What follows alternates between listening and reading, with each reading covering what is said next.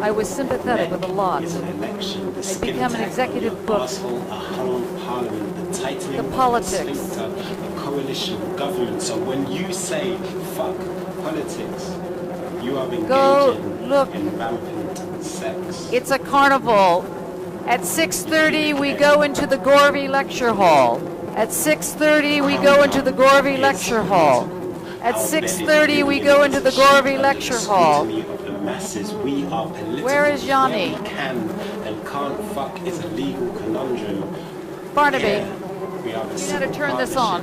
Since only recently, a marriage in Sunday's sermon, an abomination in playgrounds, a curse word in courtrooms, an incitement in comments, and indiscretion at the bus stop, and indecency what's in happening most of the over British here? Commonwealth, and Ilona, Ilona, what's happening here? Tell me what's happening here. When our lips meet, we are Yeah, that's okay. in a political narrative, always engorged, raging, never flaccid. We mediated through a courtroom blindfolded, reporter passive a friend conversation of about political disobedient bodies. of them all. This is With your head disobedient buried bodies. face We down, will have naked everything. from the This waist is down, your face ass, painting invitation over for a here. succession of Gorvey governments Lecture of Hall at homes. 6:30. Your ass, Face an invitation for national Face painting inspection over of here. ass. Face painting to not be detected by drones. Face painting if you want to be a meme. Your ass, too greedy for my tongue. Face painting over here if you don't want to be by a drone. Dario Svivic is doing some very odd drawing. You are political. Ilona Sager has been working on stenographer and disobedient bodies. Åsa Johansson is running away. Ora Sats. No. Say something about your work. My work is a bit wobbly. Her work is a little bit wobbly. My name is Carnage Kills, My and work I'm a is grandmother from North London. My work is a non-binary work. I see myself as a queer man. Inside out, outside out. As Don't be afraid. Be afraid. Come into entanglement. Come into entanglement. Come into entanglement. Come into entanglement. Come into entanglement.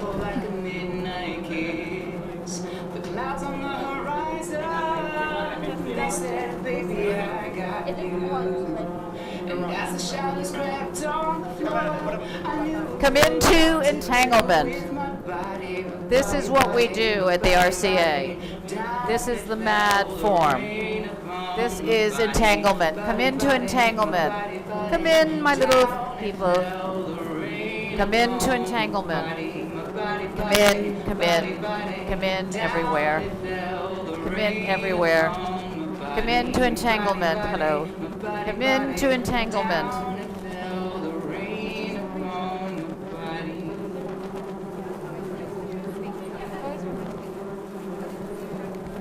Frank's in there. Come into the room. Come into entanglement. Get yourself entangled. Get yourself entangled. Get yourself entangled. Get yourself entangled. Get yourself entangled. Get yourself entangled. Get yourself entangled. Get yourself entangled. Get yourself entangled. Get yourself entangled. Get yourself entangled. Get yourself entangled. Get yourself entangled. Get yourself entangled. Get yourself entangled. Get yourself entangled. Get yourself entangled. Get yourself entangled. Get yourselves entangled. Get your... Time to go into the Gorvey. Hello. Go on the other side. Just through day to day, but generally. Get yourselves entangled. Get all yourselves entangled. Get your me selves and your we selves and your they selves. Get yourselves entangled. Get yourself entangled. Particularly now where there's a lot of, Get yourselves entangled. Time to get in free beer. I think, pleasure, joy, and the erotic should have Hello, get yourselves entangled. Time to go in, people. I know it's sad. I know it's sad. That's I know it's very sad. it's a funny That's a question, of course. Come in this I side. think that Come on over in this side. Come in this side. Come in. It's very crowded on that side. Don't kill yourself. Cheers. Cheers. Cheers quiz. Cheers quiz. Let's go. Let's go. Well done. Excellent. My God. It's a bloody mess. Oh, that looks fantastic. Okay. Almost there. Almost there.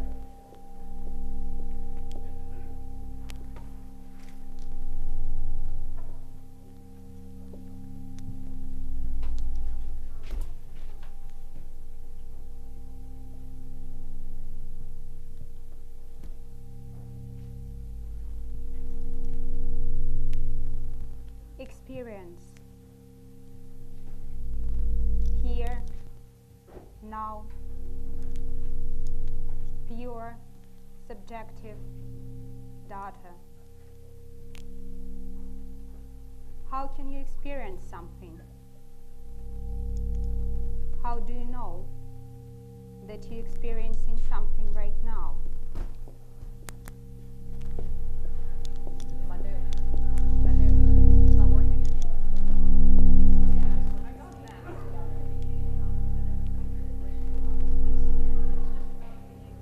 Warm, calm, healing. Thank you. Watery thoughts, feelings, strange. Seeing love. Go on this side. This side. It's very Confusion.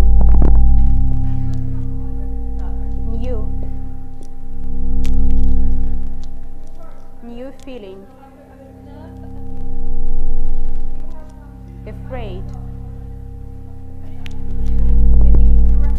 Afraid of its fire. Unconditional. Why? Thank you. I will jump even if burned. Hope. Painful. Lost. Found. Pain of healing,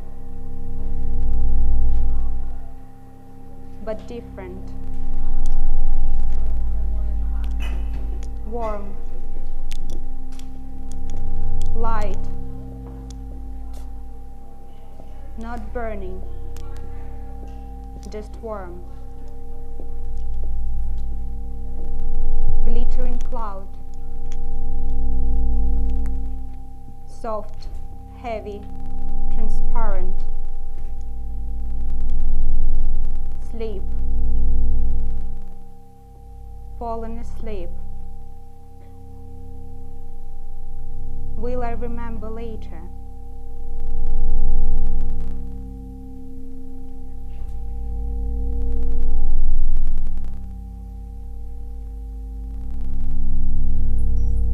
My world is a multidimensional organism.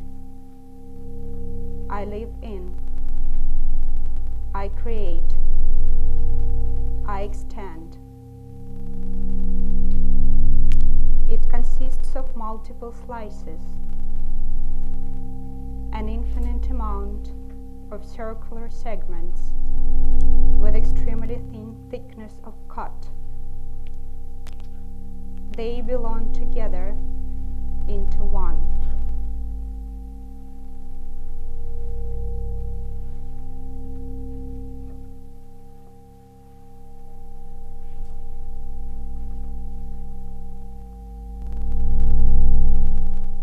Now I know what dancing into silence means. My thoughts dancing into silence. My body dances into silence. The world dances into silence now. What is now? There is no now anymore. There is only an ocean. Everything became an ocean. And waves. Waves. Coming. Becoming. Whispering.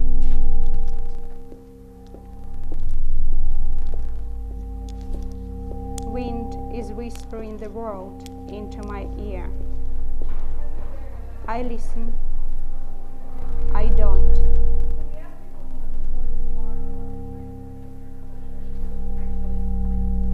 A serpent. Its tongue touches my brain. Ticklishly tender. It wants to eat it. Warmish and creamy. Nazir. Sharp tooth. A needle. A cut into a glossy surface.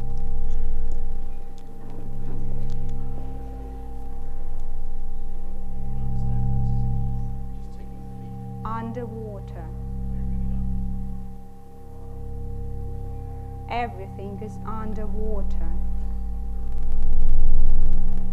I'm worried. Worry. Acidity slowly burning into myself.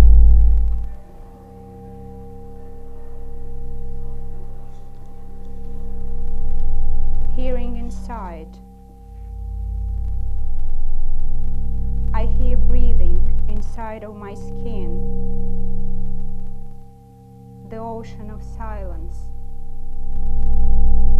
Wave after wave.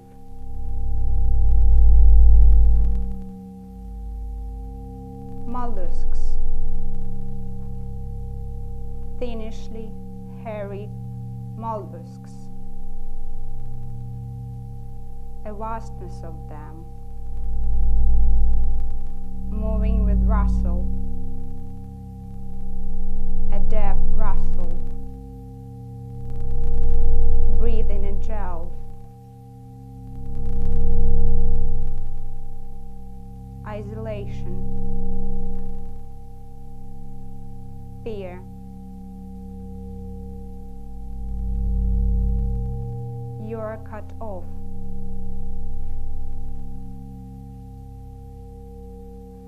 There is no way back.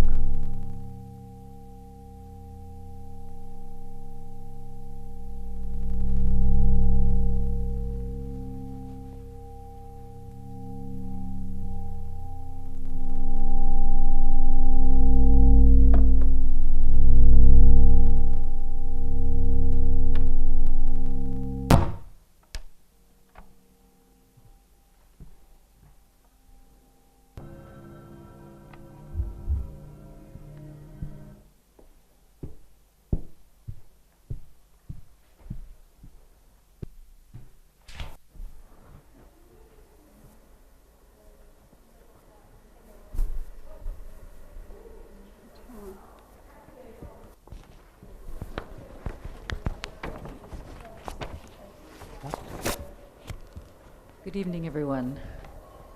Welcome to Entanglement. We're passing out the program, literally hot off the press, and we might run out. As you'll see, this is an event that should go in and out of Garvey, Dyson, and there'll be things on the walls. You'll be hearing things throughout. I just And Martin finished, so Reinhardt is going to come with me at the moment. I'm going to just introduce the program, and you're going to see it's just going to flow. But It's going I'm to trying to flows and make more all like flows this and more up flows. Hopefully this tomorrow works. morning. It's a little bit of an experience. That was the brilliant Anna Nazo and its supernatural brainwave performance, where she is, as you could possibly know, was doing a discussion whilst having her brainwaves read. The films that happened prior the first was by Barnaby Adams. It was on the main screen, Pullulation Manifesto. Thank you, Barnaby, for that crazy word. Parts 1 to 3, Ajamo's work, Carnage Kills, Cat and Keith J., and Nigel Rolfe, The Rope selections. Now you'll be able to see the rest of this. What we're going to do right now is Martin and I are going to introduce a project that we've been working on called Datalome, and the sort of other side to it is Radical Matter, which combines contemporary philosophy, art, and what we call the wild sciences. And we're going to be in a little discussion about Datalome and to get you into what's happening and why this is such a bizarre intervention. And while we do this, we'll speak for about 10 minutes, and then Mattia Paganelli, Dr. Paganelli, who's hiding in the sound booth, is going to do a Skype with Leo Kostner, who's a physicist who has been rethinking the way in which search engines work. But you get a sense of what this is about, how one starts to work with complexity and infinite numbers, and what this has to do with how we're playing with art and, well, in life. So Martin, let's begin.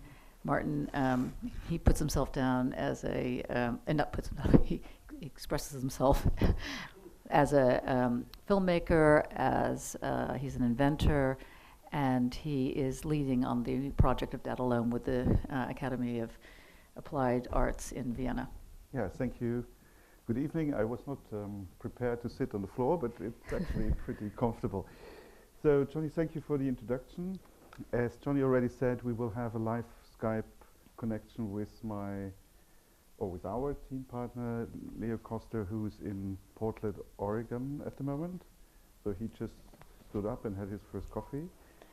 And, well, the story of the whole project we try to frame here is already like 6 or 7 years old. And like a lot of other projects, this also came out of frustration about how knowledge is kind of inaccessible still. When the internet was kind of opened to the wider public, there were like fantasies that now finally all human knowledge is accessible, and the dream somehow was that this accessibility would lead to kind of groundbreaking new inventions or insights or findings, and it just didn't happen. Not only did it not happen, but we, and not just us, a lot of us, in fact, probably most of you in the room, think that there's a political agenda that's been established on the web these days, particularly with this kind of silo approach to the net, a fact that there's always a way of trying to get to the information to be honed into these so-called elegant algorithms or into these narrow abbreviations. And the fantastic thing about what Martin and Leo and Mattia, and hopefully what I've been doing too, without trying to sound ridiculous, and Fanny Settel, who's also involved in the project, has been doing, is that we've been working with the infinite proliferation of information as opposed to trying to cut it down. And it requires a totally different kind of search engine. It requires a totally different way of coming into the questions of art practice, of art making, of course philosophy. It gets away from what I guess you could call semiotics, representational thinking, and at the same time still enables a form of viewing, a form of seeing, a form of thinking, an inhabited thinking. So some of the work that you're seeing right now, this is Florian, you can discuss this. Yeah. Well, this is just a small thing that I put together today. It's Austrian artist Florian Unterberger, and he developed a kind of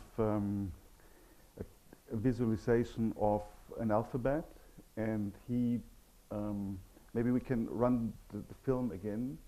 He in the middle of his animation, you saw like a landscape, architecture, like structures that represent words, and this whole idea of visualization in our context is based on the idea that goes back to Paul Otlet and his idea of a total library in the 1920s. And he said, okay, the total library should collect all human knowledge and should correlate it in a kind of a catalog system, and it should be accessible for everyone. And he now is kind of understood as one of the pioneers of the internet idea. But he also said something else. He worked together with Otto Neurath, who you might know as the kind of inventor of the isotype, this kind of standardized graphical representation of whatever economy or social conditions, or like they made charts, and they had a museum, and Otlet had a museum, and Neurath had a museum in Vienna. And what they said was that it's not enough to collect and analyze information, but it's also necessary to abstract it and to visualize it in a way that it becomes comparable.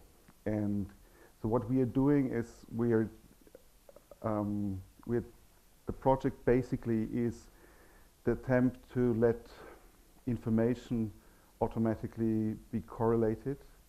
So the kind of meaning correlates in a way that things that are closer to each other have a different distance to each other than things that are not so closely correlated. And in this way, we want to create a multi-dimensional matrix or landscape, and we want to find ways to navigate through this landscape. And Leo will maybe go more into detail how this could work. Don't you think a lot of that has to do with the different way of understanding poetics?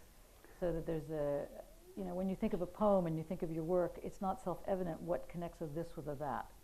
And what you have, in fact, been on the forefront of doing is figuring out how things that don't normally or obviously connect have this kind of nuance, this compression, this kind of depth. And I think that that's missing in a Google search or this kind of thing. It gets flattened. Yeah, well, normally you only can correlate things that are on somehow the same level of meaning. And what we try is to create a system that is able to digest also, I don't know, things that are not so clear. So ambiguity is a very important thing for us, because it's basically a kind of a pivot between worlds. So if a word or like an object or an abstract term or whatever relies to a lot of fields, it is something like a knot where these things come together, and it shows that although these things in the real world might not, be identified as, I don't know, attractors, they can be, and that's where the poesy comes in, they can be connected in a different way, and it's in a not non-material way, in a poetic way, and we think that we absolutely need to integrate this, because otherwise it's just a lexicographic collection of information. Yes. But our aim is somehow different. We really want to kind of mirror reality and make it accessible as you might, access the real world via GPS system. So it's meant as an explorer tool that does not give 100% true answer, but that guides you through like an ocean of information. And I think this is actually the problem that we are encountering at the moment, that we are so overwhelmed by what is there that that we feel completely helpless. Yes. And that's one problem. And so one paradigm of the work we're doing is to say, whatever system we are creating, it must get more precise with the increase of information. And that's basically what the main obstacle is at the moment, that all these databases get kind of corrupted by the sheer dimension of information they are holding. And so Leo came up with some clever ideas to turn this game around. Yes, and the game becomes not only political in the obvious sense of trying to attack or rethink or anyway challenge neoliberalism, but and the sort of the way in which things get economized in this sort of market relation, but to also have it led by the artist, by art, and which is refusing the correct answer. It's but that's not to say there aren't answers, and that's not to say there isn't utopians, and that's not to say there isn't something to fight for that's politically sort of alive.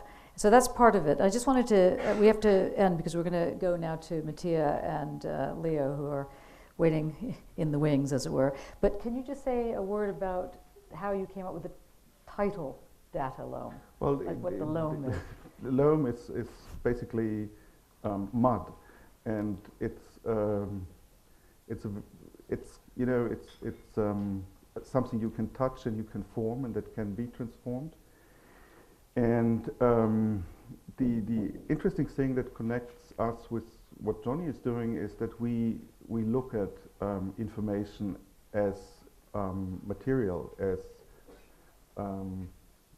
matter. And so what we're trying to do on a mathematical level is to apply like laws of physics to information and try to see how information will condense itself under pressure, or how it will form structures, or how it will dilute. So we take this actually in a very literal sense, and the visualization of kind of these structures that are created in this way is it's of key importance, because it's basically a visual shortcut. It can show us how this information behaves under certain conditions and how it expresses itself. And yes, and the only last thing I would say before we move into the interview section, is a little sort of discussion that's happening, is that all the things you'll see tonight are here because people have been brave enough or crazy enough or something enough to put it out there. And so we call this, certainly in the research group that we're involved in, Entanglement Research Group, an encounter. But not just any encounter, it's what we call a listening encounter. Not listening because all you're doing is hearing, but that you're listening with your body, you're listening with your eyes, you're listening with your toes, you're listening with your genitals. It's a very different form of listening. And it's a way that creates a connection. So there'll be a lot of encounters. Hopefully you'll have many encounters. There's some obvious ones on the walls. This is a film that Martin and Manu did together. Dreams Rewired. Dreams Rewired, which won an award from Moscow. Anyway, there's a number of things that are going on. And there's the face painting. There's going to be a popcorn. There's going to be upside down things. It's a carnival. And so we're trying to figure out, how do you really get to, express, live, be energized by, not exhausted by completely, not completely depressed and overdone by the multitude of stuff that's going on. How does one learn how to listen? And how does that learning how to listen, when you're not afraid of the encounter, or when you can deal with an encounter, no matter how horrible it is, how that can lead to some form of empathy, collective empathy, group empathy, radical empathy, and so on. So anyway, enough of us. I think we now have to go to Leo and Mattia. Let's see. I think that he's supposed to come on. It's going to look a little bit like, you know, the Wizard of Oz, I think. So a little bit horrified, but maybe it won't. I'll get off the stage. Okay.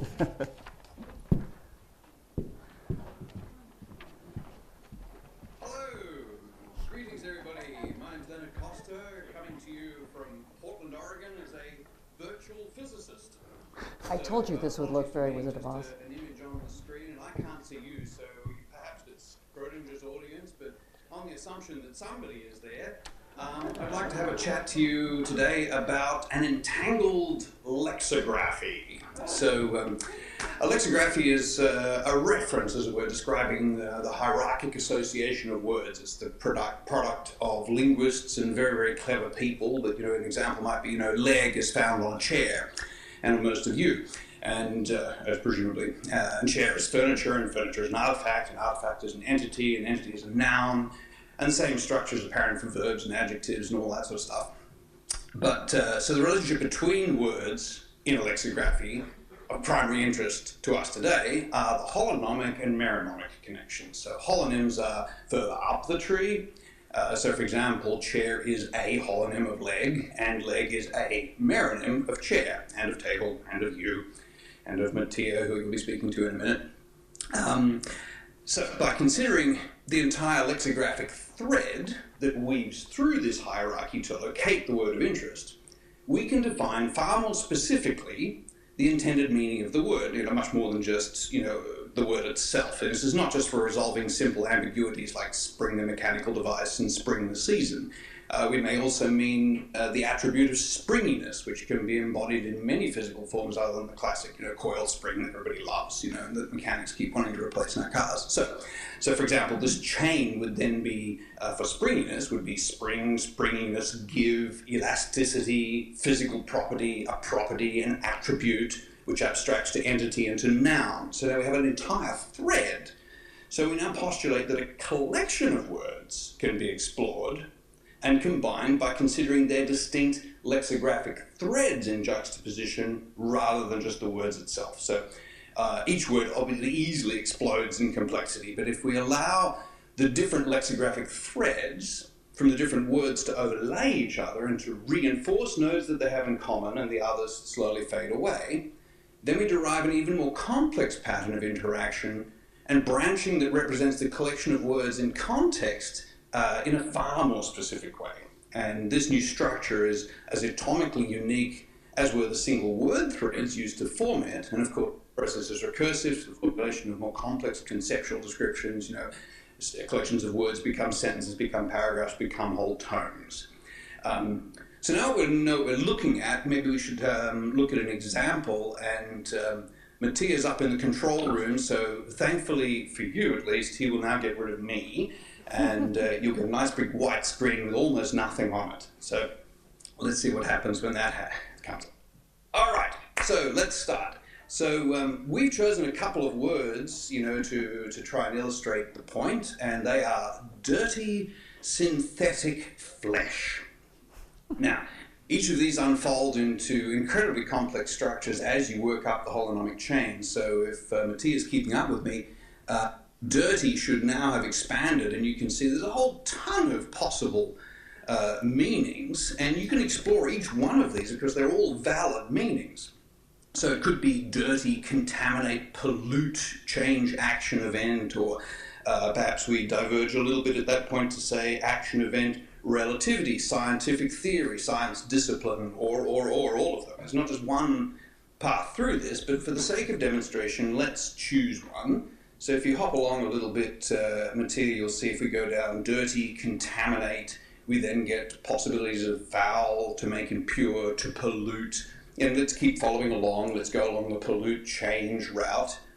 And as you keep hopping through these, you can see that the detail becomes far more specific. And there's not just one connection up this chain. If you hop forward a couple of slides, Mattia, you'll see there's some nice big loop arrows connecting, for example, event through to psychological feature. So there's even more than one path to get through even to the same endpoint, and those subtle deviations are, of course, very important in this concept of using threads as a more accurate descriptor of the meaning of the word. But even so, right now we're only dealing with the word dirty. So if we continue forwards, you'll see that the next word, synthetic, starts to unroll. So what we're going to do now is see where there might be any overlap of reinforcement and where there is not between the two. So if we look at synthetic and start unrolling that a little bit, the path that we're going to follow in this case, and this is just one example of course, but the path we're going to follow is synthetic, as in artificially made. Then we're going to go compound, chemistry, natural science, science, discipline, knowledge domain, content, cognition, psychological feature, abstraction, entity, noun. So this is now already revealing some common nodes with dirty that help support an emerging structure at the same time as ignoring most of the other threads in the dirty word tree. And again, this is because the context is far more specific than the word itself. So let's progress a little further, because I don't want to take up too much of your time here, and start unrolling the path for our last word, flesh. Yep. So much for that. Okay, see that nicely? Okay, good. Of course, it's possible to select a combination of words that do not reinforce each other at all and are, as such, exposed as unrelated or nonsensical. But this may also be a weakness of the lexicography itself, which in turn directs attention to expanding the database to include new terms, new process names, proper nouns, places, times, and so on. Anyway, so in this example, we have not exhaustively exposed every possible branch for every word, because that we'd need a much larger screen even than this, but rather we've highlighted one working example to demonstrate this concept. And it's not so contrived as you might initially think, since those branches quickly fade if they're not reinforced by the structures of their counterpart words. So even though there seem to be huge sections of this map which are not displayed to you, and that's actually true, those branches would have faded out by now anyway, because they don't reinforce each other in the context of the other words. So that's kind of fun. It's also something you can explore in your own mind, in your own language, since the relative structures are the same in Italian as they are in French or in English, certainly for a simple structure, like your chair leg. And if there are specific differences on a language basis, a detail specific to a particular combination of words in that language, then that is by its very nature a slightly different meaning, and also quite atomic in this kind of construct. So if we now roll forwards a couple of slides, Mattia, you should start to see, we're going to explore the things that they do have in common. So I'm just zapping forward so I can try and see the set. Very good. So you start to see they're coming up in yellow on your screen, and these are all the words as far up the chain as we can that are reinforcing those specific branches in combination of these three words. So if we go forward to the very last slide, we're actually going to flip this around the other way now, and the same yellow words are the ones that come in common, and then they start to branch, and we end up with three tails, which connect down to our three words, dirty, synthetic, flesh. So now we have a stranded lexicographic threaded network which describes these three words in context as an atomic unit. And we postulate that this is actually a more specific and semantic definition of that combination than the simple word itself. And that's the technical exploration, but since I'm a physicist, that's what I do. So thank you for your attention, and also the talented linguists and coders that contributed to the WordNet lexicographic project, which is hosted out of Princeton University, and from whose database we've drawn for the example that you see today. And now that you've seen this big threaded example and you're wondering what on earth this crazy guy is going on about, I'll hand you over to Mattia, who can actually explain far better than I what this actually means. Thank you very much. Thank you, Leo.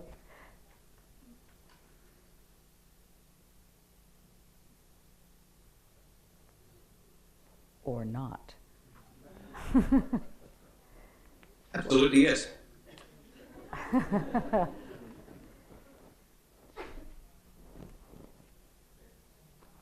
So Mattia or Leo or Martin, can any one of us, including myself, begin to show or to get a translation as to what these mad capsules, because you can't really read the things, what they're actually doing in terms of using complexity and feedback loops for art? Sorry, I thought you could hear me, and instead there was a technical problem. What I was going to ask Leo is a question regarding the coherence of these chains or sequences that he has developed, because it seems to me very important to highlight that these are not linear collections that grow, retaining all the information that is found along the line. They are not, for example, akin to blockchain that is very fashionable at the moment, but they are more like ecologies in the sense that they generate an equilibrium between, or an stability between all the terms that are crossed and reached and kept. But one could abstract a section of it, extract a strand, and it would still function, making a sense that has a more limited degree of specificity. And I was wondering if Leo could expand on this a bit. Absolutely, where blockchain encodes the entire sort of history of transaction into it, which is its purpose, we're not really so concerned about this. If you want to use our threaded definition of, spring, our elasticity spring, the fact that you have used this word is not so important to someone on the other side of the planet also using that word for the same meaning. It might be in some other context, but that was not the point of this. The point of this was more to provide a specific, atomically unique definition over and above just the word itself, and then over and above the word in combination with its other words and sentences and full meaning structures. So we were trying to elaborate the meaning more specifically than we were to record its use. And perhaps it's quite interesting also to explain how we are using atomic here, because we are not using it in the sense of axioms or independent items, but in a chemical sense of combinations that are synthetic and therefore exist as unit but are at the same time open. Yeah, and perhaps atomic is a poor choice of words there. I mean, maybe we should be looking at something more like molecular, because in fact, if you look at even a hydrocarbon or something like that, it has different species of atoms in it, and yet every molecule can be uniquely different, even down to the sort of isomeric differences. So that's kind of the science physics analog for what we're now doing with these word units. That's great. Then thank you very much, Leo. Now we've got to move on to another speaker, and we'll speak soon in the future. Bye. Thank you very much. Next, we're going to have Amir George coming, who's an artist and a filmmaker, and he's coming up. And what's going on? Hello, Leo. Bye, Leo. What's going on is that one of the computers is frozen. Yay. So, Amir, wander down and see, hello, I'm on here with my hair on fire, and see what you can see. Thanks.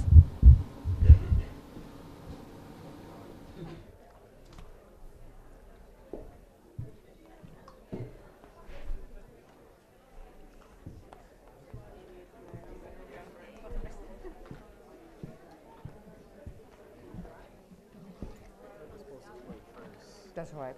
Go talk. That's all right. It'll play.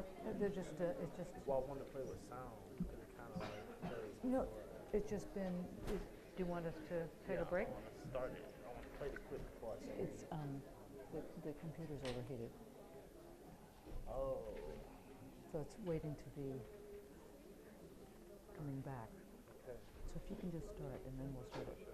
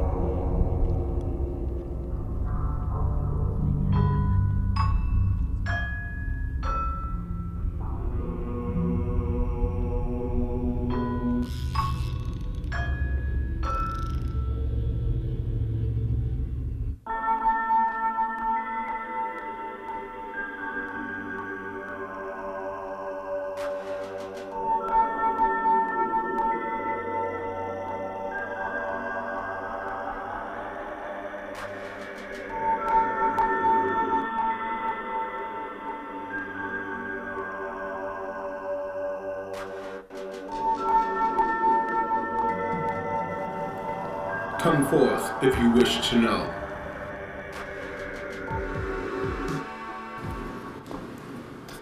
This is our darling Camellia. We harness her genus and she gives us breath. There are many blends to be created, and no one should sip insipidness. I chose them as my apprentice. Their mind shall grow like the seed.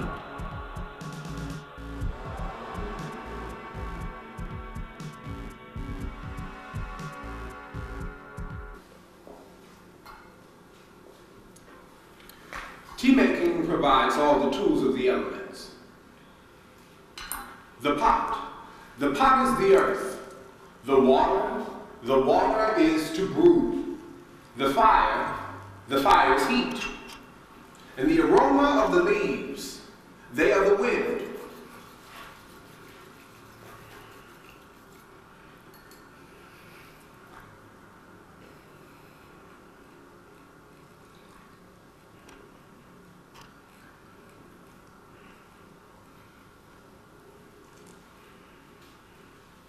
You must understand how powers work.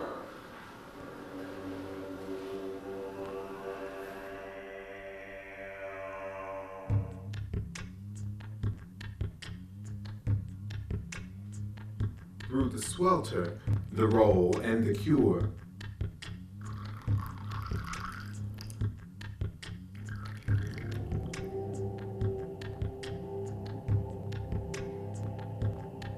Bruise until your leaves. Feel them fall apart. Love them.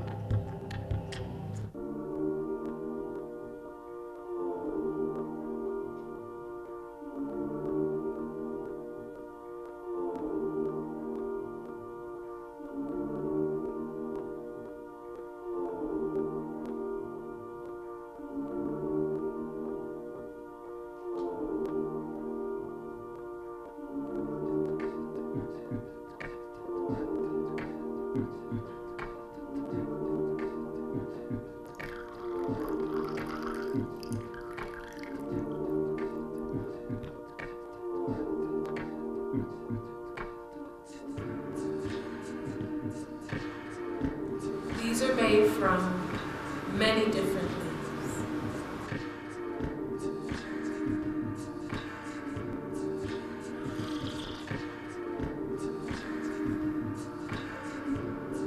This leaf requires more oxidation.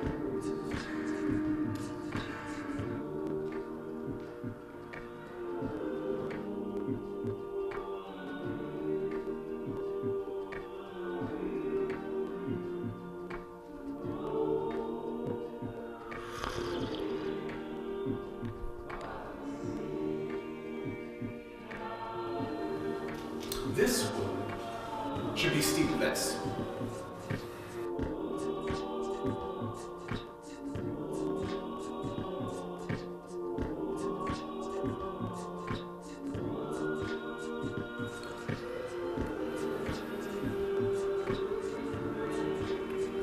This should be steeped more.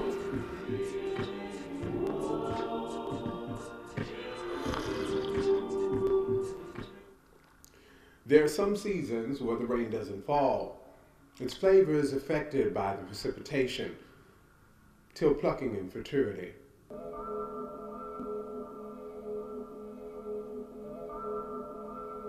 This is the visionary blend. Drink it and the path to the leaf will illuminate.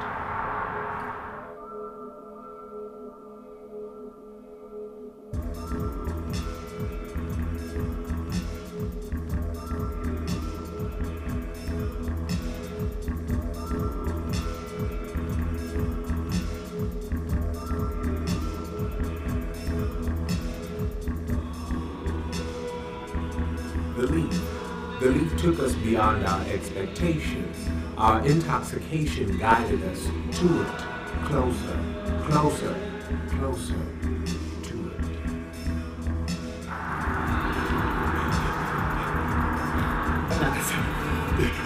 Alas, we found the leaf.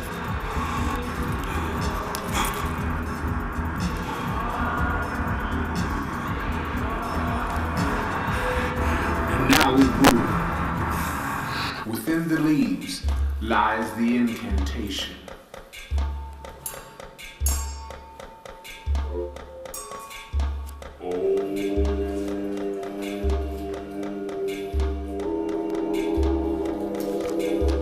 Water is the element that shifts things and breaks things, renewing things, decaying things, washing away the unnecessary things that tomorrow never come. Water is essential element to life, the breathing, the birth of all things moves through water. Without water there wouldn't be. But don't we all have a choice? It's all within your reach.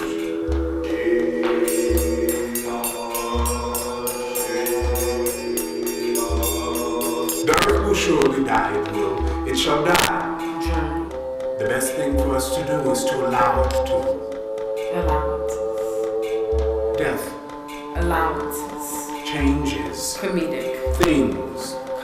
Only Small. decay. Powerless. What would be most of the benefit for us is to let it happen. Do not force it, do not move.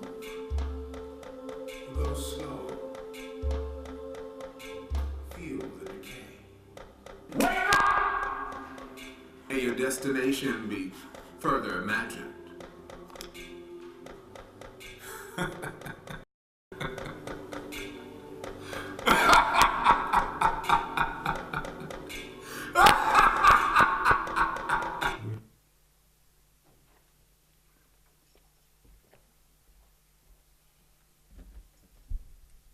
Hello. Hello. What's up, everyone?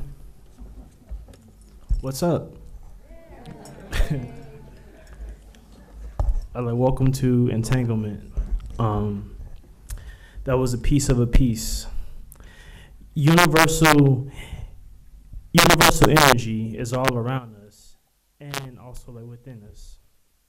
As artists, as lovers, and as researchers, we must harness the strength of transmutation. From the lead of our personality to the gold of our souls. Energy from the formless realm is constantly flowing into the material world and taking form. Transmutation is pure change. We must tap into the decadent asylum, the boundless imagination of our minds. Transmutation propels us into the unknown. We must become the alchemists. Movement and motion become an optimum continuum, greater and untransfixed, further into the unknown. Thank you.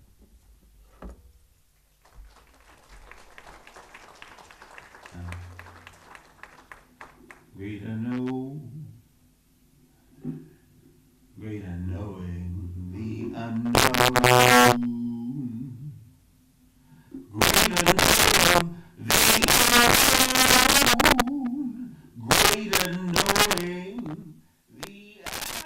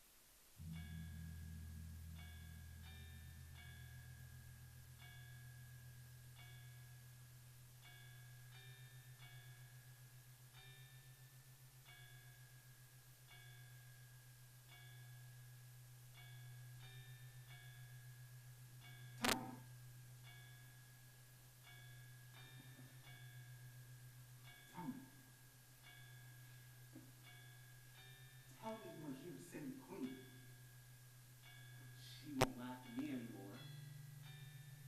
So now you must make her.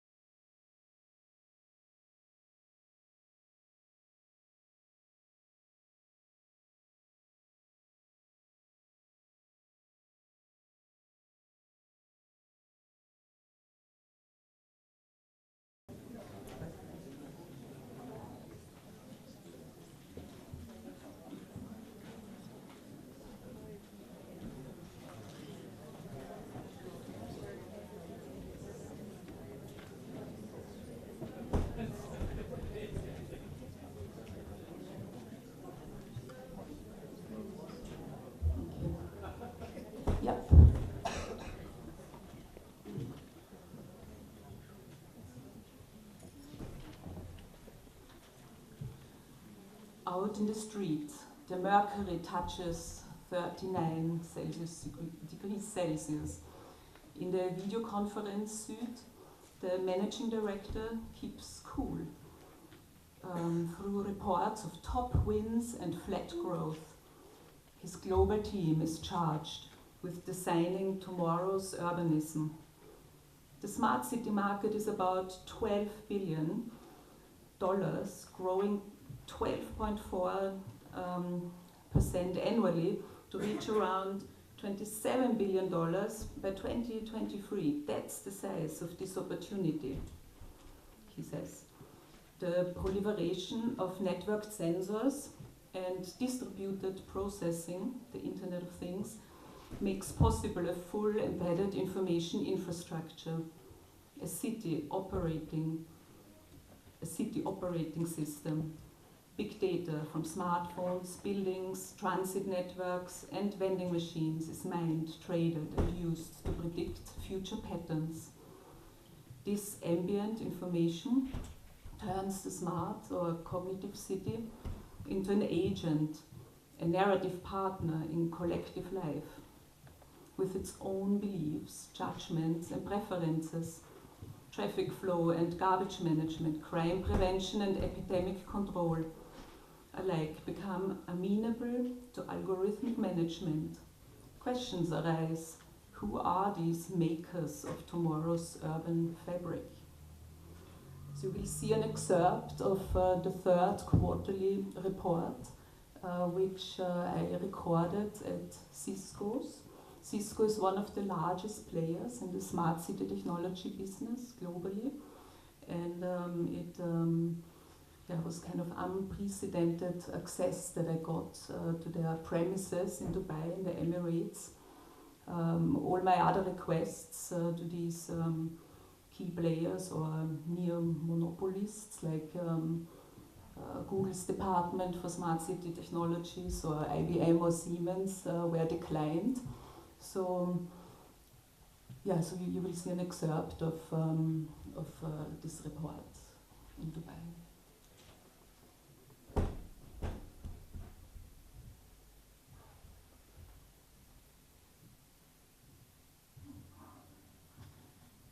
Ali, can you move to the left or the right? Ali? No. You physically. Yeah. We will see you better. Thank you very much. No. Much more.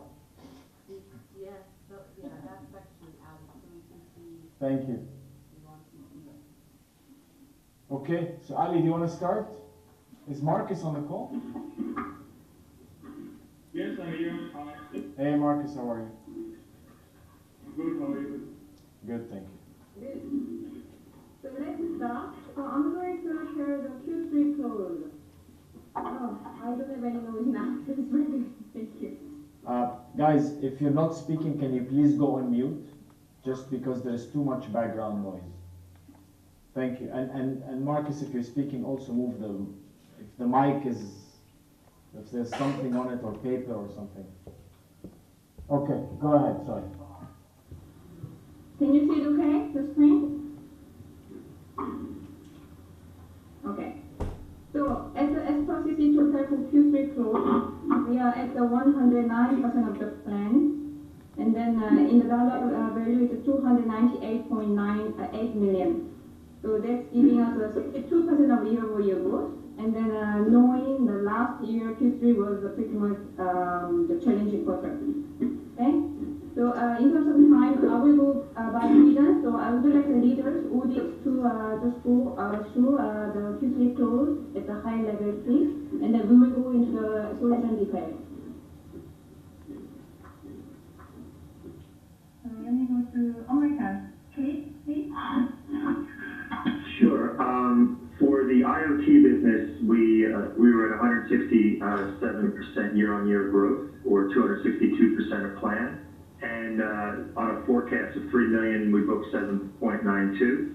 What is interesting to call out, there's several other smaller deals that we didn't get credit for because the IoT team doesn't put or forecast some of these deals, and they don't fall in our city business. They fall in counties or municipal states, or the state of, or the country of Mexico.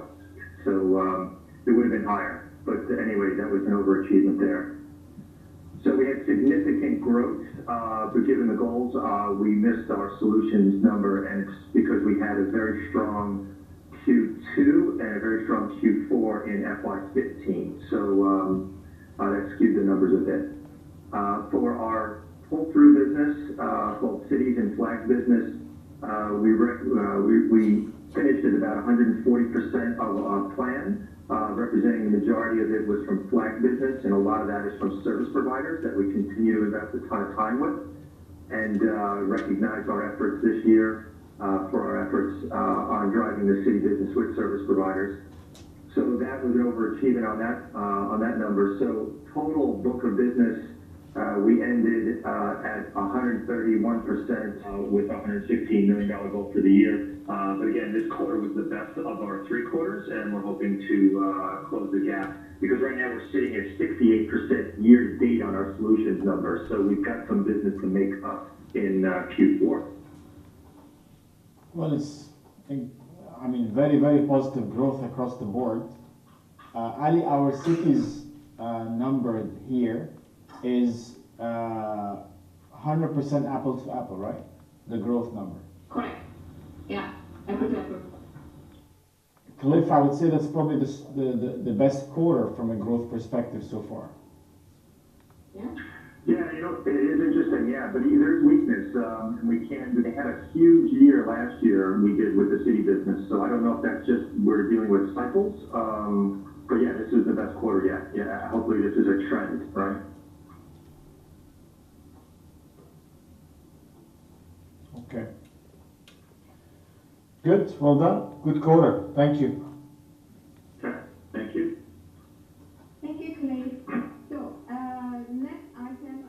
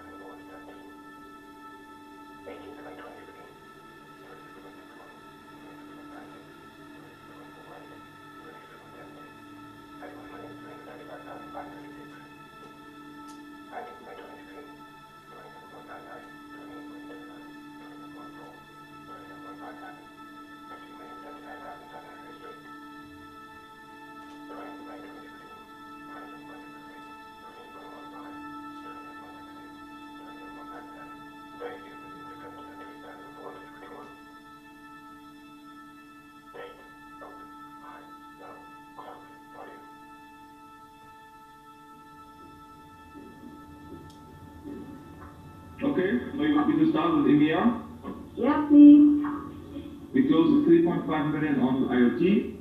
On solutions, we closed roughly 12 million. We got a few nice deals, specifically out of the Middle East, so that's fine for us. On the cities, we closed 49 million in the cities directly, like 7.5 roughly, which gave us a total of 56. Here we missed our plan of 65, but overall we achieved 93% of plan when it comes to the total, 72 million compared to the 77 as per the plan. That's good. Marcus, do you have any idea why on the pull-through side we didn't have enough to cover the plan, or? So, as I said, this is related to the challenges, the overall challenges we have right now in EMEA, specifically in Europe with the refugee situation as well as the oil crisis in the Middle East, Saudi. This has led us to actually this number as it is right now. By the way, sorry, just double clicking on that. So when we were with Hamburg the last time, they spoke to us a lot about the refugee situation putting pressure on the budget. Has there been any progress since the last time we saw them? We were in November, I remember, and they said 3 to 4 months for the situation to improve. Has there been any improvement or nothing? All the budget went into exactly this situation. So the cities which had allocated budget for technology, as you will, this has been actually reallocated to exactly this situation. They had to handle, they had to build the camps, and all the budgets went into the refugee situation to actually improve that. But it has not improved so far. It became less in terms of new refugees into the country just because of the different laws and new laws. So I think in Q4, I hope in Q4 this will improve a little bit in terms of budget allocations and in terms of the spending, that this goes again into the other priorities the cities have. So yeah, we are still okay. I thought this is worse, but I think the team did a great job putting the last minute things together, and in the end, it's still okay. We are okay with that. Okay. Thank you, Marcus. Thank you. Okay, thank you. So let me just go to APJC. Jean-Louis, please.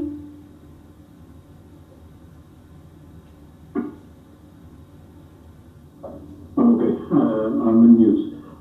So APJC has been extremely disappointing for us as a Q3. I was convinced that we would be above plan for both the solution as well as the pull-through, the cities business, and it was not the case. Very, very unfortunate. On the cities business, we had until 2 weeks after. From the end of the quarter, we had a pull-through comfortably well above plan, and we saw a very, very weak finish in the pull-through, mainly in Australia. At the end of the day, we are finishing below plan across the board. Very disappointing. So, okay, and in the pull-through business, cities and flagged. So what's the situation with the flagged business? Are we going to get it up in APJ? We need to, right? It's crazy to have -1 million as an achievement in flag deals. So that's completely crazy. And we did flag a lot of deals that did not come through. Or which were in the named engagements, one of the two. I mean, to be honest with you, the thing that's concerning me here is the business's flat growth across the board. IoT is pretty much flat. Our solutions business has dipped significantly. So why did we lose so much in the solution? Why did we make 9.4 last year in solutions?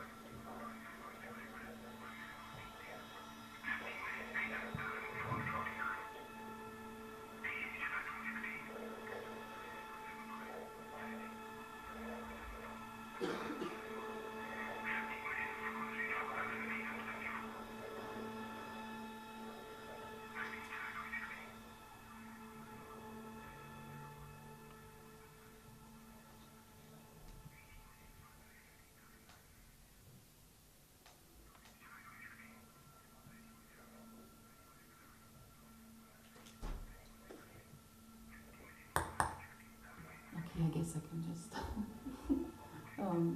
continue. Thanks. So this kind of investigative research feeds into the development of feature fiction film, but also into work I do as a human rights fellow at the Open Society, since I'm mainly interested in questions of how does it leave citizens, how can we as participants in shaping the cities, how does black box infrastructure affect society as a whole, so the so-called algorithmically managed society. Yeah, so that film is still in development, and modules like this video installation will feed into it.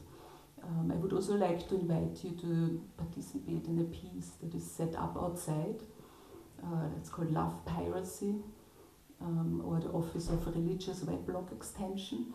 So I'm recruiting censors. Actually, I'm not recruiting censors, but calling for rediscovery of collective impact. What happens is, after the book is censored, it is made available. In this case, you, the censor, are welcome to keep it. And it's the text that you are blacking out is an interview with the Iranian philosopher called Ali Aliste. So he speaks about different forms of censorship, or actually the cat and mouse game between those who try to control information in Iran ever since the digital, can I really call it the digital revolution? Not really. And those who try to circumvent it, to find loopholes. So it's a very interesting text. However, the paradox is that you only get to read it if you work as a censor, or the second option, those who have a book will find that one single word of this 1,500 long text is kept legible, and you're being asked to contribute your tiny bit of influence in order to undermine actually this act of censorship. So you can go to a website, ambienttv.net/love, and on that website you will find the censored text. However, all these legible words which have been put in by readers, they have become legible again, and so slowly meaning forms. So you might think, oh, my words, it's only with or head, so this is not going to change anything. But as the text recomposes itself, eventually we will be able to read the whole interview again. So yeah, the book was launched 10 years ago, and I'm a bit unhappy. The process of revealing words has slowed down recently. So I thought I'd bring you a few copies here, and yeah, maybe we can get it rolling again to reveal the whole text. Thank you.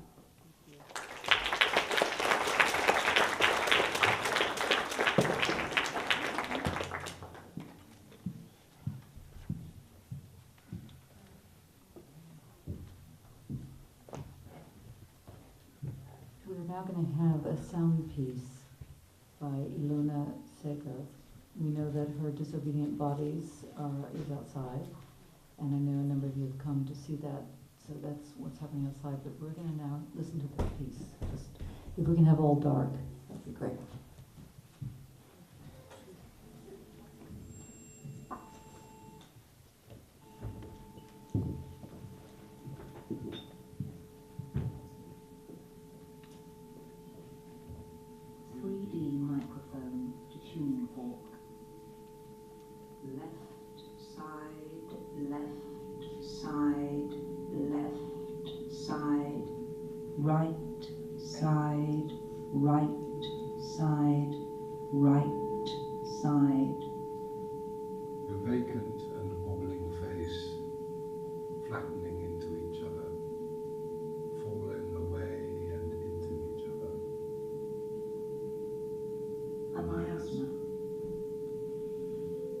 Hold the spine in the palm of one hand and gently hold the leaves open with the fingers of the other hand.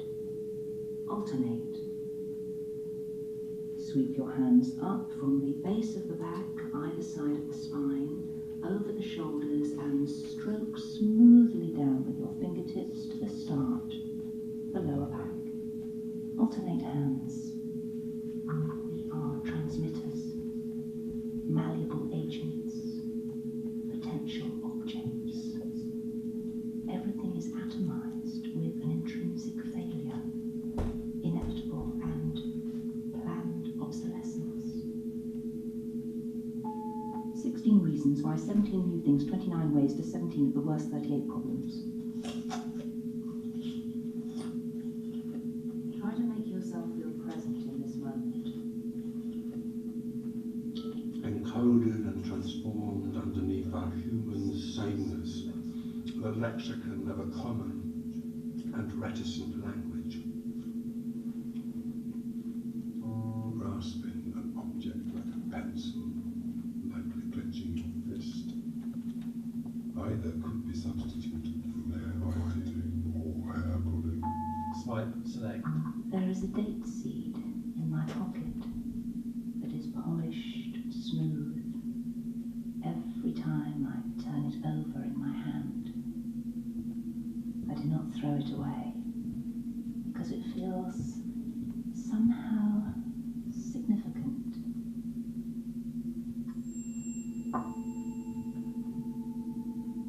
Left side, left side, left side, right side, right side, right side.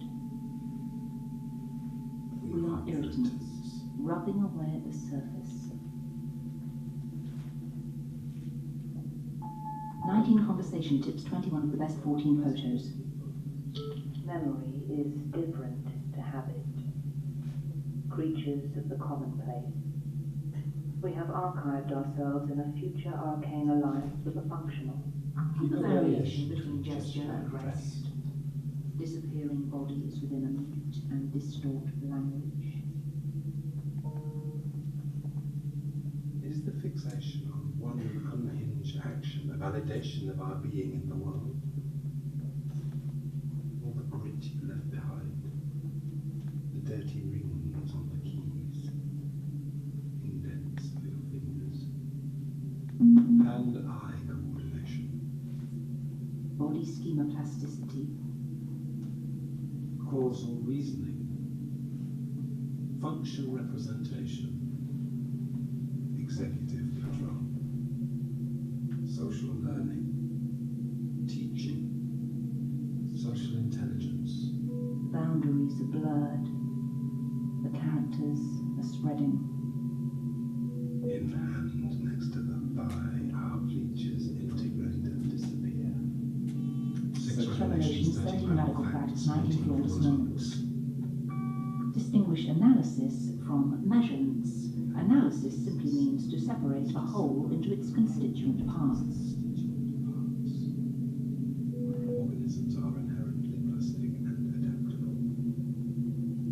More than a set of processes fit to purpose. Functional knowledge regulates our use of familiar tools, however causally obscure.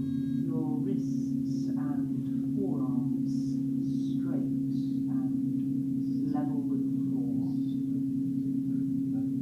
Learn to get a balance between should and want. Our schema is elastic, adjusted to a more fluent tool use. Hot breath on cold shells. Doing the groundwork. Researching the Keep your wrists straight and avoid awkward bending. Learn to mentally rehearse how and when you can control simple habits. 39 invaluable ways to 32 people, 18 of the best 7 moments.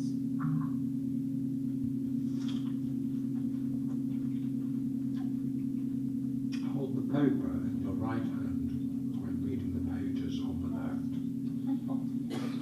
and alternate to the other hand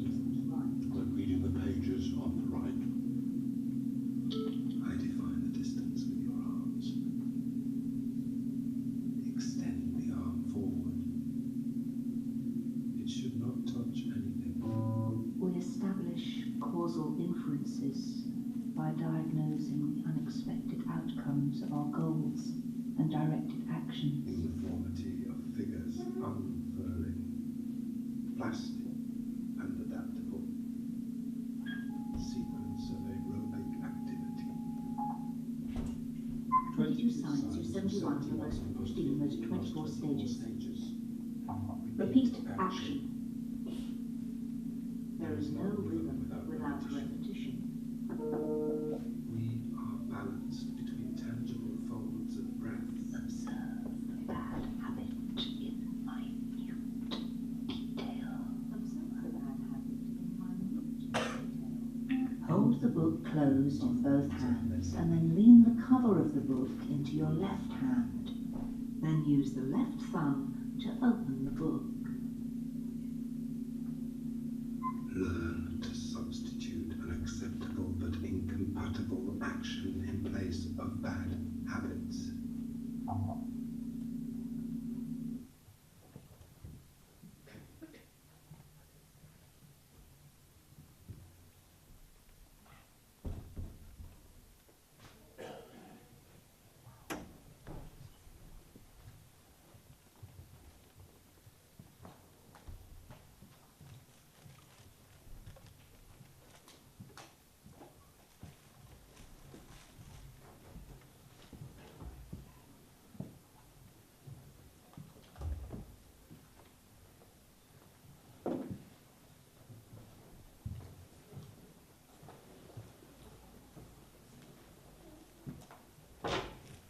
Let's go.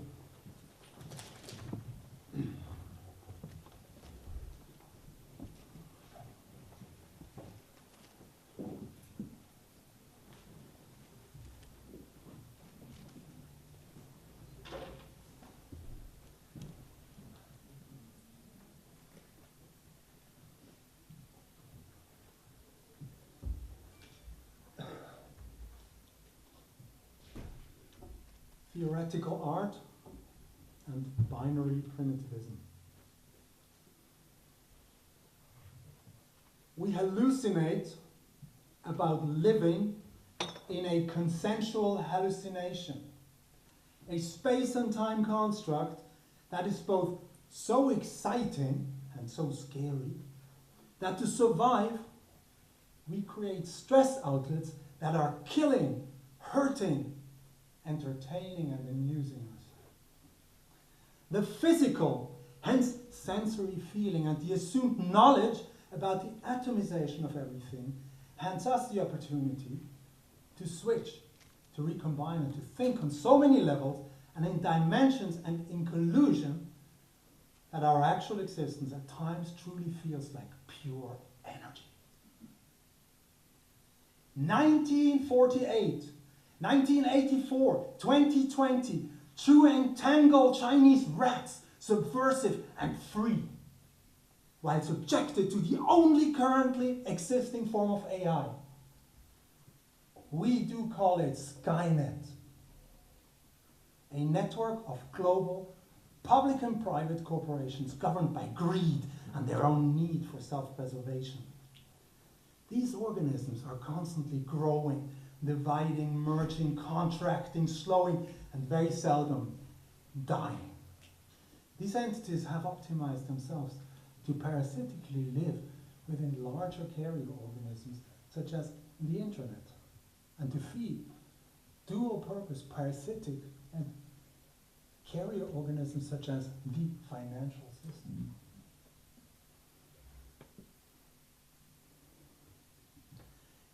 These entangled entities define norms and logical procedures that are entirely remote to human influence. Now, this is neither good nor bad, or something, or anything else. It's just a fact that we need to acknowledge and to address, to understand that we as animals are mere functions in contemporary nature. Today, we obviously cannot process information the way we imagine that we have been able to. This is also neither good nor bad or anything else. The speed has increased with the introduction of TCP/IP networks. And now, thanks to the drastic increase of network usage by the human and machine population, traditional methods of processing and interpretation and interpreting information turn out to be insufficient. And our sensory systems become irritated and confused. Thanks to this, time and space have become totally irrelevant, especially if you look at how information is processed by contemporary machines and by children. They are individually and sometimes clustered, inventing new languages and perspectives along the way. But interestingly, almost all machines show signs of exhaustion. Here we can see how important and influential machine learning bias is. On the other hand, children seem capable of adapting swiftly and quickly by neural adaptation and by inventing their own hallucinated realities based on the technical environment and the merger between their needs and the offerings of their emotional and technical surroundings. Now, looking back, in recent decades, we have combined affirmation strategies and experimental research. We then coupled the radical consequences of this merger with a high level of irresponsibility and published this as a product of this God-forbidden alliance. This automatically led to unintended subversion and partially uncomfortable output, although we are neutral, as in Switzerland and Austria neutral. In alternative history, this might have landed us right in the center of the alt-right movement. For example, the first street gang on the internet, the eToy Corporation, a white male, middle European, middle-class avant-garde tech cult from the 1990s, would most def have ended up in today's Silicon Valley manosphere. We were both naive test pilots and experimenting opportunists, anticipating and simulating corporate fascism and male technocults. And we always had a huge edge on so many upcoming developments. I tend to compare eToy to the futurist movement and its protagonists in the 1910s. The movement's last convulsions portrayed a worn-out and old Marinetti entangled with Mussolini's fascist realpolitik and state, hence transforming radical artistic research, hypothesis and test drives into an overbearing and destructive political reality.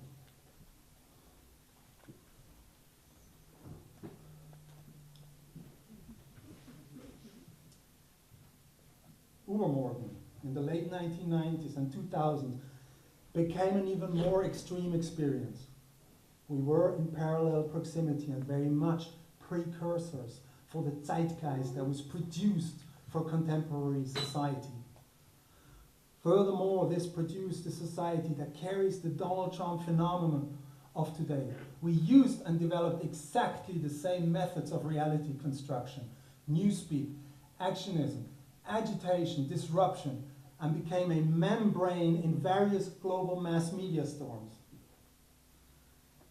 As Trump understood and understands today, and as we did and still do understand in parallel, there is no truth, there is no binary outside of the machine context. And even inside the machine, it all relies on our contextualization and interpretation. So Übermorgen and Trump agitated in various contemporary media and in classical mass media environments by using very similar techniques. These actions have to be understood and characterized as experimental.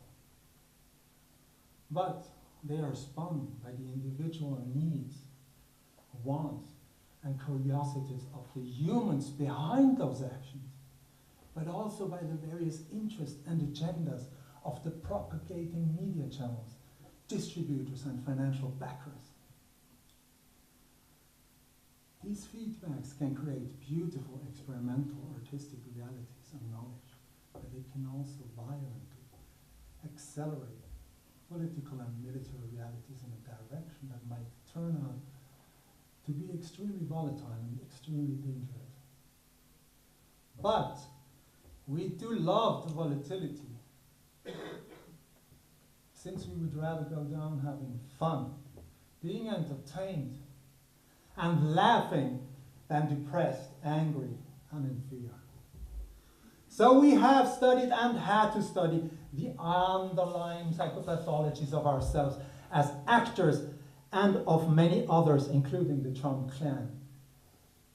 One can often find the dark triad, a vicious combination of 3 personality disorders.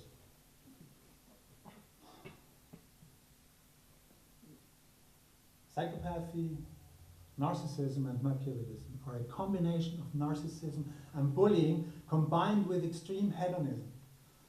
The most radical form is malignant narcissism, a completely different and highly damaging pathology, containing an extreme mix of narcissism, antisocial behavior, aggression, and sadism. Often grandiose and always ready to raise hostility levels. The malignant narcissist undermines families' organizations which they are involved and dehumanizes the people with whom they associate. Hashtag Trump style.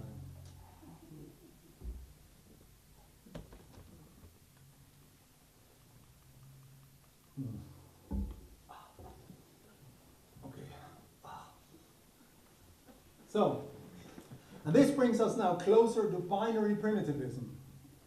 Habitual media concepts, as described by Wendy Chun, and biased machine learning and ethical system design, described by Sarah Spiekerman, are a huge challenge in male competitive, money, and technology-driven environments, harboring low empathy, narrow views by the male fascist or ignorant Asperger creators.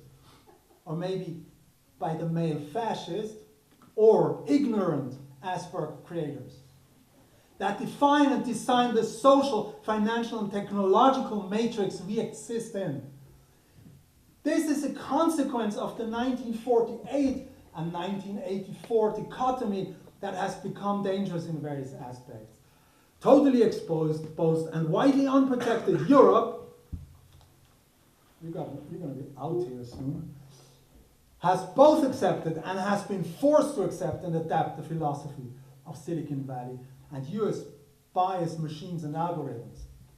While that happened, we have harshly and indifferently criticized and laughed at China and Russia, Egypt and Syria, and many other countries that have regulated, censored, protected, and firewalled their networks, while creating the basis and regulatory environment for their own network, human-machine ecology. Today, we are the fucked ones. But it seems as if we choose to ignore that we are being fucked. But be assured, it's imperative to not follow the free speech ideology, but to collectively struggle to decide on hurtful measures, to at least spin and switch aspects of our already out of control environment. So, je suis pas Charlie, most definitely not. And now, to something completely connected.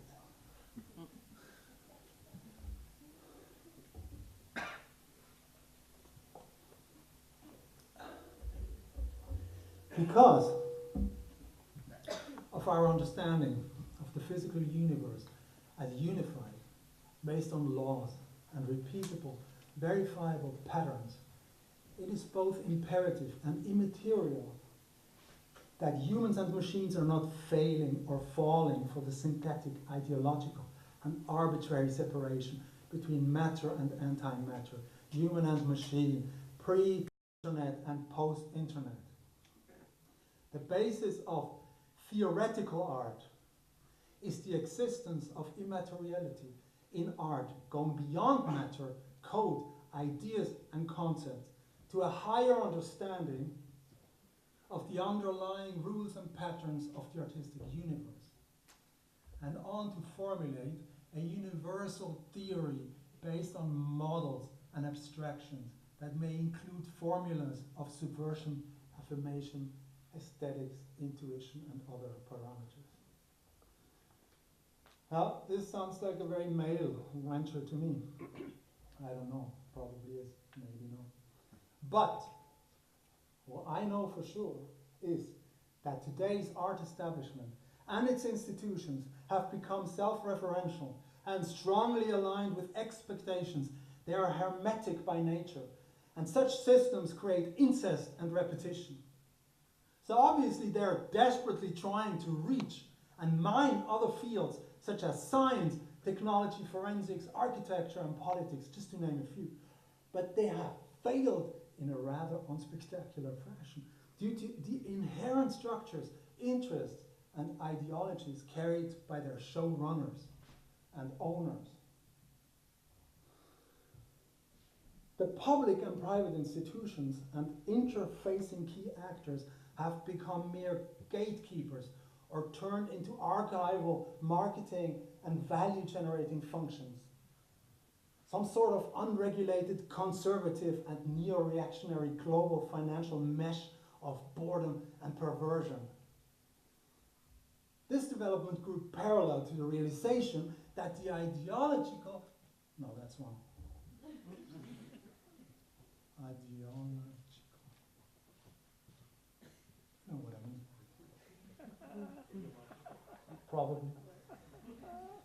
Separation between the analog and the digital world have no basis in our consensual hallucinations anymore. Now it is time to go beyond the current dogma and skip the rotten art system. It is the right time to make the next step in the evolution of art and leave all these fucking objects, files, happenings, ideas, and concepts behind and form new markets and build theoretical models, diagrammatical universes, and new forms of aesthetic abstractions or unknown levels of concreteness that fit into the current overall theory. We urgently need fucking psychopaths to selfishly venture into new territories. This is also very true in the field of theoretical art and the revolutionizing of what we call the art market. But we will get hurt, since psychopaths have a tragic tendency to create high levels of violence, pain, and destruction in our societies. Paleogeneticist Svante Pääbo mentioned that we as Homo sapiens might just be a bit more crazy than other species. And that gives us a tiny but game-changing evolutionary edge. The most extreme and prominent form of such a self-entitled superhuman is incorporated in Silicon Valley venture capital and NRX, neo-reactionary, think tank founder Peter Thiel. He's a central figure in this dominant new white male supreme race that is rather swiftly taking over control of our lives. The ideas proposed by the pioneers of transhumanism and the idea of a singularity are no longer abstract theoretical musings, but are being embedded into emerging technologies at places like Google, Apple, Tesla, Uber, SpaceX.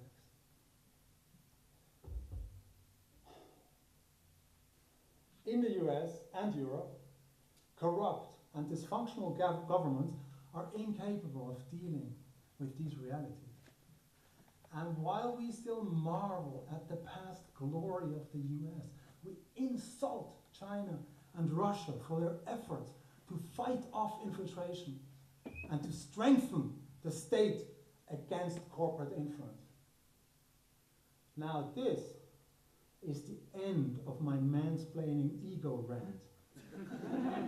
Litzflix, my übermorgen partner in crime, would have done it so very differently and so much better, always. I would have hated what she had to say, but at the same time, loved to listen to her.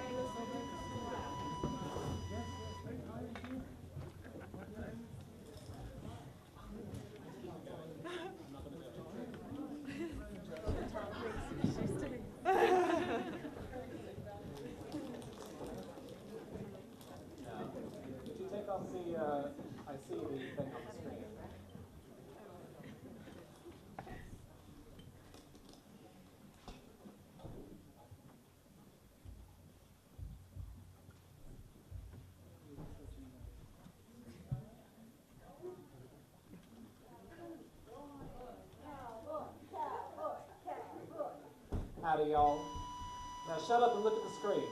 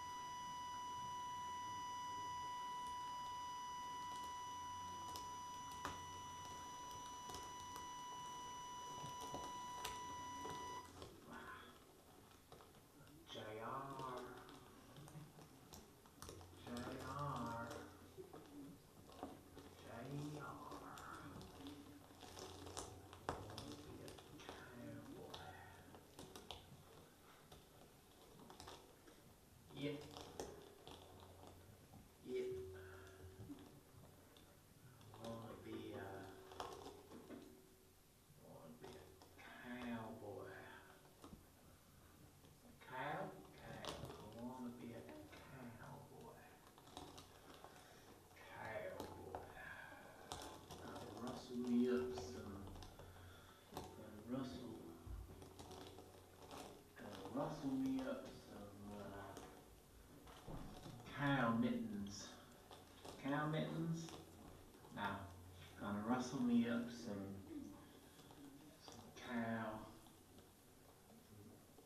cowboys. Rustle me up some cowboys. Some cowboys. Gonna rustle me up.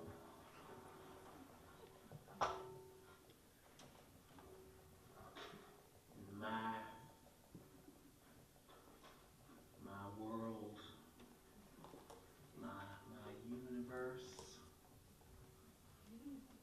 gonna get me some cowboys.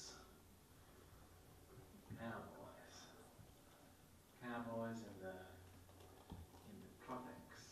Gonna get me some cowboys in the tropics.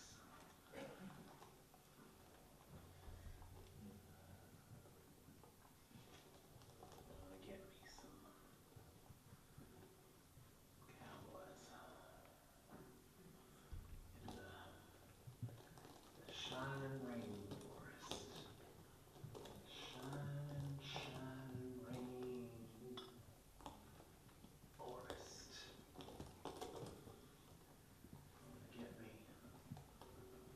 Gonna get me some cow pokes in the rain. The rain.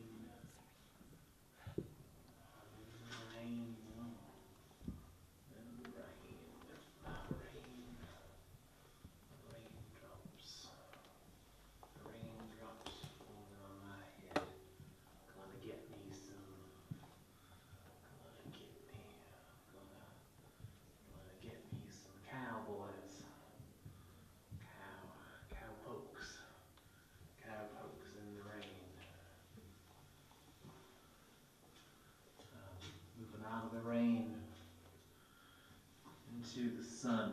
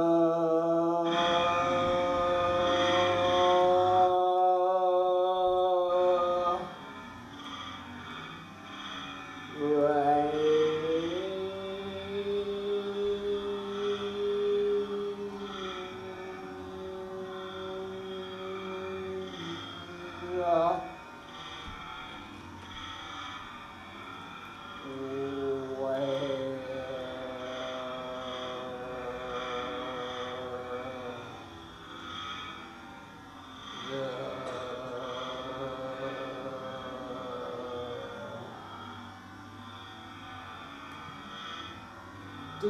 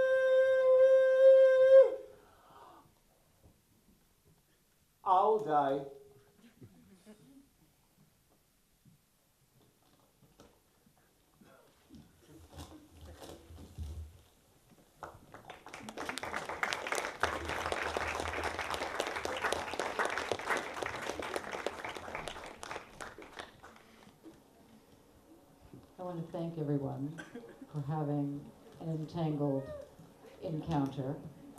I hope that you have a sense of what research is like at the RCA. Woo! Yeah, it's pretty hot. I mean, both literally and figuratively. So there's a little bit more to go. We're going to be wandering around. I'm not sure if Aura had to leave. She had a fantastic camera video that she's was going to be showing people one by one, but she's taking her students to Rotterdam tomorrow. On behalf of the entire research group and the wonderful tutors, Margarita Glusberg, Aura Satz, Nigel Roll, Finley Taylor, Sarah Jones, and Joe Stockham have been involved, I just want to thank everybody, and of course, needless to say, the people that have been putting this on. Yanni, who's in the booth. Yay, Yanni! Camilla, who printed out the programs and did all the tech running around today, and Amelia, and of course the great Anne Dufault, who allowed us to start this off to begin with. Thank you very much, everybody. Enjoy. There's drinks. There's more Carnival. There's painting. Thank you.